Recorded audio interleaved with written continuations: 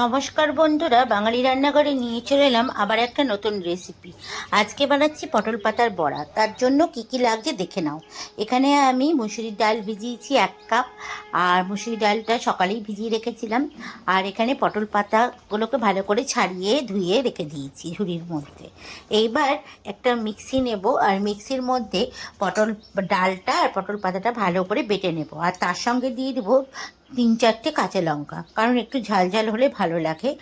আর এর মধ্যে দিয়ে দিলাম। এবার ভালো করে মিহি করে বেটে নেব মিক্সিতে। একটু সামান্য পরিমাণ জল দিয়ে বাটবে, তাহলে বাটাটা ভালো হবে। দেখো বাটাটা আমার। এইবার আমি কড়াইয়ে তেল দিয়ে এবার লবণ দেব। লবণ দিয়ে ভালো করে চটকে মেখে নেব। আর এর মধ্যে অন্য কিছু দিচ্ছি না। তোমরা পারলে খাবার সোডাও দিতে পারো, তাহলে একটু মুচমুচে হতে পারে তার জন্য।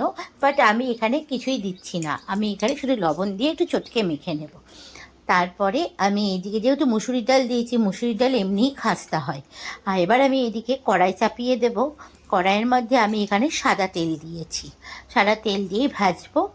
তো কড়াইয়ের মধ্যে সাদা তেল দিয়ে দিলাম। তেলটা ভালো মতো গরম হলে আমি এখানে ছোট ছোট ডুবো ডুবো করে এগুলোকে ভাজবো। এই পিঠটা দিয়ে দিয়েছি, আর পরের পিঠটা দেখো একটু লাল লাল করে ভেজে নিলাম। তাহলে এই রেসিপিটা কেমন লাগলো অতি অবশ্যই কমেন্টস করে জানিও।